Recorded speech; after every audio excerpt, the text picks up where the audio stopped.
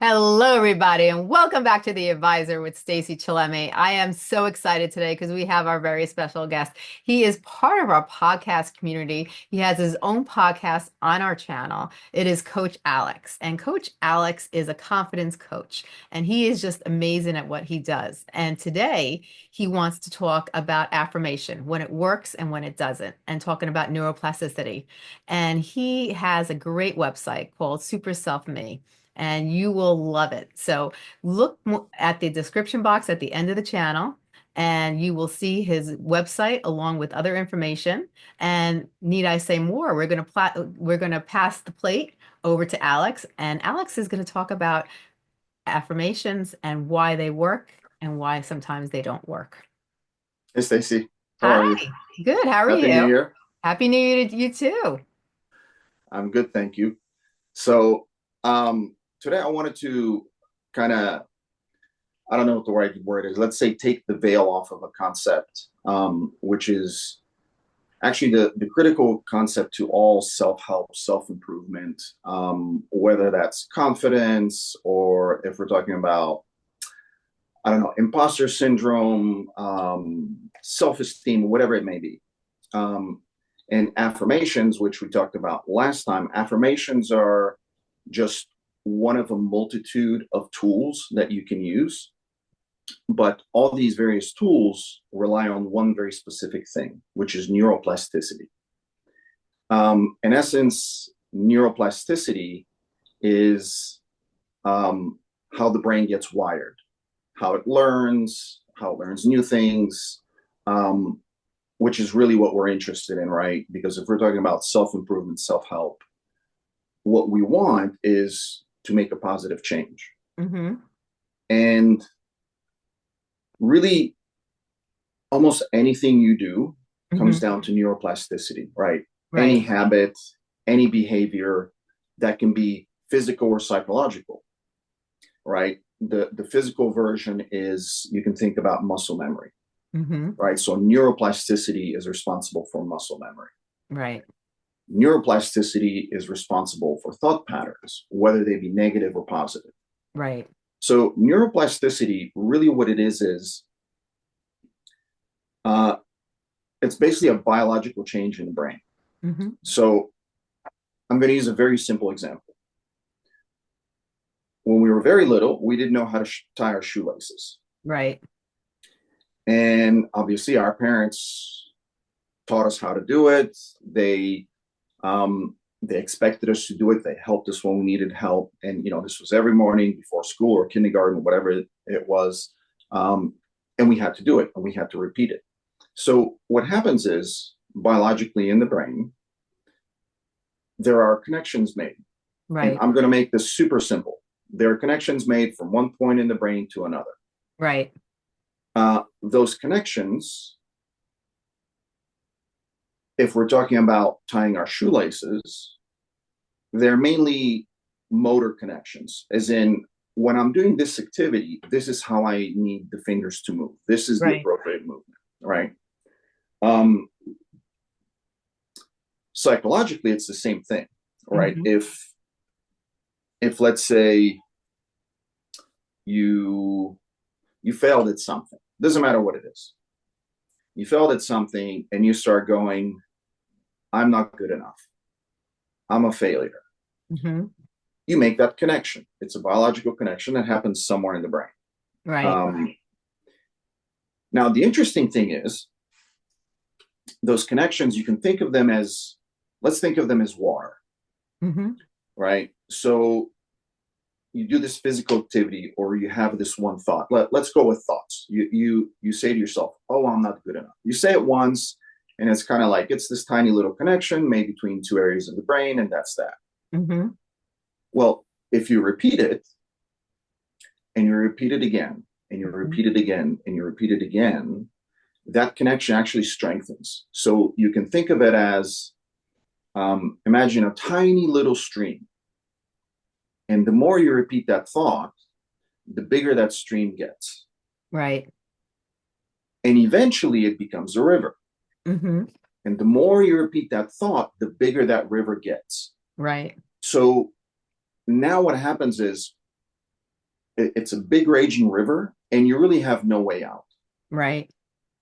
Right. So when you think back to that experience, or you're thinking about your place in life today, what your life looks like, Mm-hmm. it's now become automatic that you're going to think, I'm not good enough. Mm-hmm. Right. Because again, it is a raging river. You've repeated that mantra Right. so many times Right. that it's become the default. It's built in. Right. And this is, again, you can think of muscle memory, right? A golfer or a tennis player, right? They repeat their strokes endlessly, hundreds of times a day, every year for years and years and years. That's why when they go out to actually perform, they really don't put too much thought into it, Right. right? It is automatic. Mm-hmm. So then the question becomes that there are, if we're talking about self-improvement, there are two main areas. One is physical health, the other one is mental health, right? And when it comes to physical health, naturally that means exercise. Right. How do we get off the couch and actually get ourselves to do something? When it comes to mental health, it can be a lot of things. It can be, for example, imposter syndrome. For those who may not know what imposter syndrome is, imagine a professional setting where you feel like, I'm not good enough. I don't know what I'm doing. Sooner or later, they're going to find me out, and I'm toast. Right. It's an awful feeling. Awful feeling. I had it once upon a time. So, how do you change that? Well, if you imagine this big raging river, you're not going to put a dam in front of it. You're not just going to stop it. In other words, you're not just going to get up off the couch and start exercise. You're not just going to stop having these negative thoughts. Right. So you can't put a dam in front of it. You also can't curb it to go in a Right. different direction. It's a big raging river. Yes. So the way we actually enact change, the way we literally rewire the brain, Yes. is in terms of exercise. If we're talking about physical health, what we do is we start with very little things, very easy things to do. Like today, I'm going to take a 15-minute walk. Tomorrow, I'm going to take a 15-minute walk. Right? So what you're doing is that big river that's raging, you're starting to create this tiny little stream that comes off of that river. Right. Right? You're not trying to change the entire thing because Mm-hmm. you pretty much can't. Right. Once in a while, people will go through something very drastic, very traumatic, and they will change overnight. But that almost never happens. Right. Right? That is a very extreme circumstance. Mm-hmm. So we start drawing this tiny little stream coming off of that river. Psychologically, if we're talking about mental health, we do the same thing. So if you have an imposter syndrome, I happened to be chatting with somebody a few days ago. They've been in the same company for 8 years. They just got promoted to this new role. And, they said, I know that I have the qualifications for this. I know that I know what I'm doing, but I feel like an imposter, right? And so what you do is, right, that's that raging river of negative emotions, negative feelings. So what do? Well, this is where we go back to when we talked about affirmations last week, Mm-hmm. which is you don't just say, well, hold on, I'm good enough. Right. Because that's just a very nebulous concept. You're just saying something for the sake of saying it. Right. You don't really believe it, right? We're not dumb enough to really believe that. Like if I woke up every morning and said to myself, I don't know, I'm the greatest guitarist on earth. No matter how much I repeat that to myself, it's not going to work because I know it's not true, right? There's nothing concrete. So, but if you say, I can do this, you add the word because, and then you follow it up with factual evidence from your own life, then you start believing it. All right. Hmm. So for this person, one of the things they can do as well, they've been at this company for 8 years. Right. So when that thought of, you know, I feel like an imposter here, every time that comes up, in other words, every time you find yourself in that raging river, Yes. you counter that with something factual that says otherwise. So for Hmm. this person, well, I've been here for 8 years. If I was an imposter, they would have figured me out by now and fired me. Right. Not only that, I've done such and such project. I've worked on mission critical things. I've improved this. I've improved that. I've gotten raises. I've gotten promotions. And on top of all these things,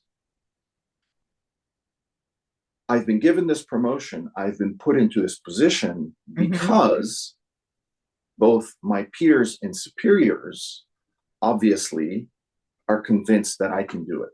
Right.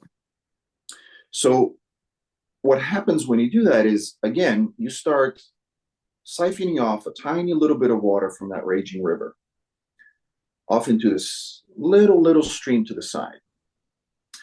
And as we start repeating these things, right? So you start repeating these affirmations, Hmm. or you start repeating the daily 15-minute walk, right? What you're doing now is that little stream that's coming off the river, you're enlarging it.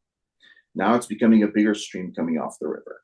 Right. With time, it becomes a small river coming off the big river.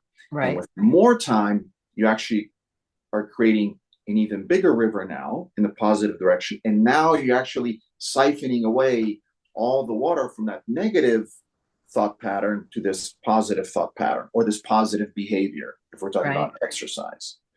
Um, and that's really what neuroplasticity is. But the longer you've engaged in a habit or an activity, the stronger that river is, Yes. right? The stronger that neurological pathway in your brain is. Right. And so it's not impossible to overcome behaviors, thought patterns that you've had for perhaps your entire life. Right. It just takes longer, right? And it's not harder because the mechanism is exactly the same. You counter the negative thoughts with a positive thought backed by some facts, Right. right? Because when it's backed by facts, no matter how you feel or think, well, you got to believe it. It's a fact, Yeah. right? If I'll pick something random that's easy. If you think of yourself as a lazy person and you look back on your job and you're like, man, I constantly do 10 to 12-hour shifts. Yeah. Well, a lazy person doesn't do 12-hour shifts, right? I do 10, 12-hour shifts. I come home, I wash the dishes, I vacuum, I take care of all my adult responsibilities, and then the next day I do it again. Right. The fact that you may sit on the couch watching TV for 2 or 3 hours after everything is done doesn't mean you're lazy. It just means you're tired, Right. right? You've spent 10, 12 hours working, then you've come home and you've taken care of home things. You're just tired, right? And so, again, you're finding the factual reasons why your thinking is incorrect. Hmm. Like, well, what is the evidence that I'm not lazy? Oh, well, there it is. I work my butt off. And then I come home and I work my butt off at home. Right. That is the factual evidence. And so yeah, so that's how you start to peel off water from that raging river and start redirecting it in a different direction. And that's ultimately the tool for improving ourselves in any way, whether it be physical, psychological, whatever it is, right? Right. And ultimately, obviously, the goal is when we become better versions of ourselves, we can influence our life, our circumstances. So we start living the life we actually want, Right. right? Because that's the ultimate goal, right? We want to live a happy life. One day on our deathbed, we want to look back and go, it was good. Yeah. It was good, and I did the best I could, and I did it right. Right. There's no guarantee that all our wildest fantasies will come true. That's a little bit out there. Yeah. Um, but we all have the opportunity to live a more fulfilling life than we currently do. And yeah, and that's the mechanism. It's neuroplasticity. It's, how strong are those neurological pathways, and how do you change them? Right. So yeah, that's about it. It's, it seems like it's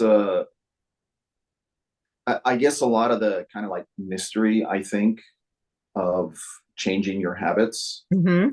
um, is because a lot of people don't know about neuroplasticity. And when neuroplasticity is presented, it's presented in very medical centric ways, Right. right? So unless you're an MD, it kind of like, okay, I don't know what you're talking about. I mean, you're saying a bunch of scientific stuff. Sounds great. I'm sure you know what you're talking about, but what the hell do I do with it? Right. Well, this is what you do with it. Right. So yeah, whatever it is that you want to change about yourself, again, start thinking about it in terms of redirecting little bits of water, Right. and if we're using physical exercise as the example, people struggle with, well, I did this exercise, whatever it may be. I did it for 5 days, Right. and then I didn't do anything for 3. And now it's like, oh my God, it's all over. I've ruined it. I didn't do it every single day, so it's all down the drain. No, no, no, no, no. It's fine. Relax. You've already started peeling, started redirecting that little bit of water. That's not going to go away for a while. Hmm.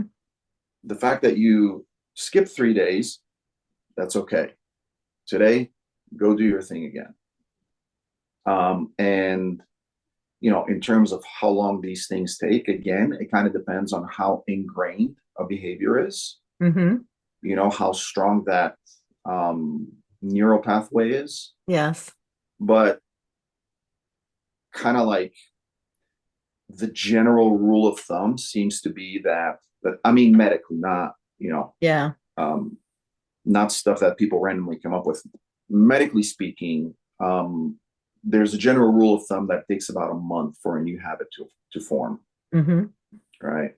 Um, so yeah, figure out what you want to change about yourself and start redirecting that water little by little. I love it. So if we had to break this down in bullet points, let's maybe like in 5 bullet points. Step one, what would you say? For people who just listen to the whole conversation, if we want to just make it easy for them. Step one. Step one is identify what you want to change about yourself. Step two. Um, Step two is identify what's keeping you from making that change, Hmm. right? If we're talking about thought patterns, well, it literally is that negative thought pattern. Right. If we're talking about being physically well, it's because, well, I'm used to sitting on the couch and watching TV, Right. right? Step three is, okay, what is the opposite of this thing I'm trying to change? Meaning, what is the positive version that I'm trying to get to? Right.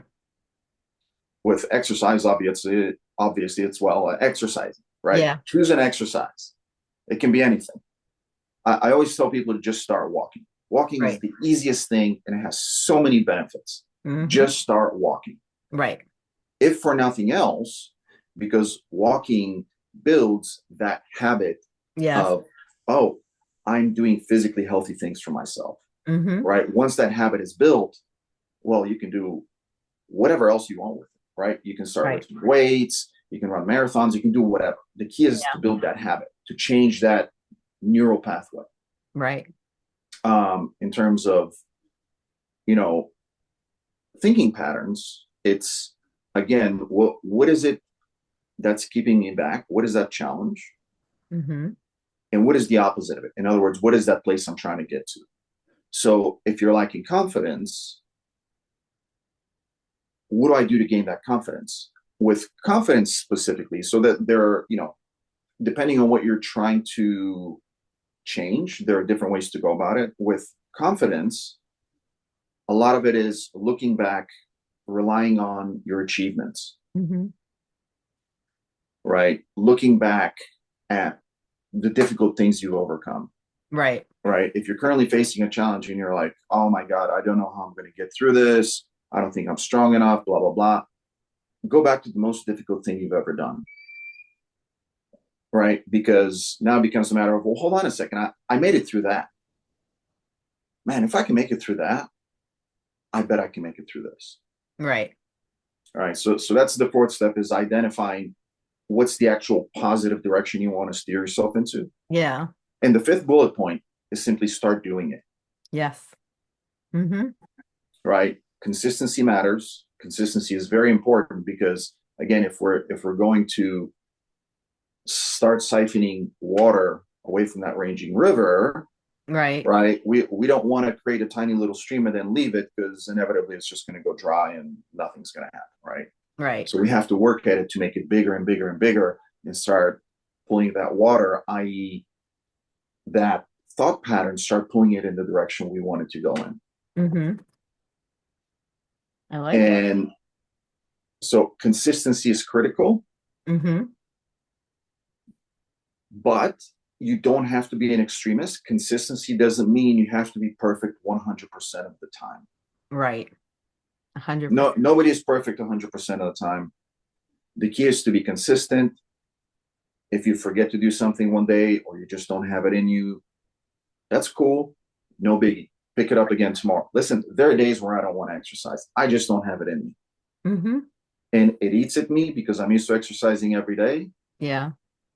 But you know what? So be it. Some days I don't. Right.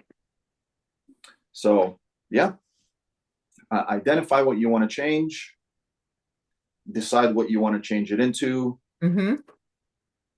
and start doing it. I So love it. it's really just 3 bullet points. I know Mhm. you wanted 5, but it's That's not that okay. complicated. Mhm. So, Tell everybody the services that you provide. so I'm a confidence coach. That that's actually slightly broader than it sounds. Mm-hmm. Um, it touches. It's a holistic program that deals with physical exercise, mental healthness, Mm-hmm. where we explore, various concepts. A lot of it depends on what the individual has, what challenges the individual is facing, because naturally we're all Yeah. different. Mm-hmm. We focus on achievement, Mm-hmm. right? Defining direction, setting goals, creating a roadmap, and actually doing what we said we're going to do. Right. It's a 10-week program. Ultimately, the goal is to become a more confident person, because when we become more confident, all of a sudden life seems full of choices, Mm-hmm. right? Because when we feel good, when we know that we can take up a challenge, then we start doing things that maybe we always wanted to do but never did. Right. And when we start doing the things we've always wanted to do, that's when we start affecting our circumstances. Right. That's where we start building the life we actually want to live. Right. So there are many ways to go about it. I call it confidence. Um, but yeah, I mean, the benefits of physical and mental health, they're across the board. I love it. How can people get in touch with you? Just go to my website, superself.me. My phone number is there. There's a link to my LinkedIn profile. There's a contact form naturally. They can go ahead and directly book a consultation. So yeah, just go to the website. Super easy.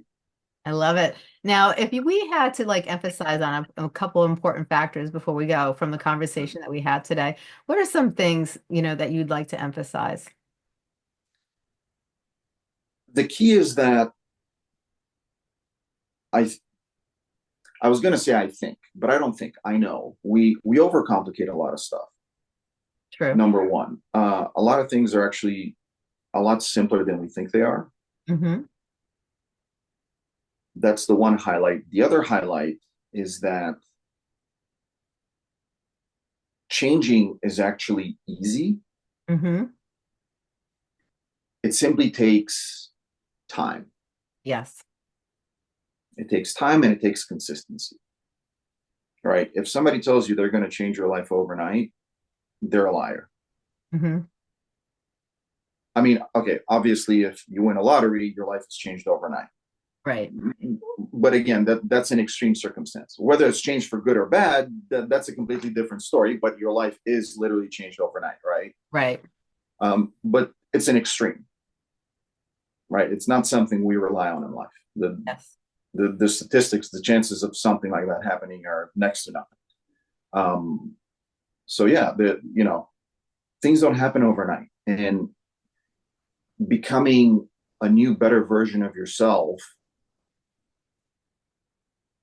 you know, going into this idea and busting your butt for a month, and after a month going, oh, I'm not this amazing new person that I thought I was going to be. Yeah. I failed at it. I'm not good enough. I don't have it in me. No, no, no, no, no. No, that's not how it works. It takes time. Right. It takes time. It's not very difficult. It just takes time. Yes. I agree. Um, so yeah, that's the highlight. I love it. I love Some it. things take more time than others, Yes, true. but the point is, it's not super difficult. It's just consistency. Yes, 100%. Yep. So everybody, I want you to remember that it's superself.me, and we will put it in the description box.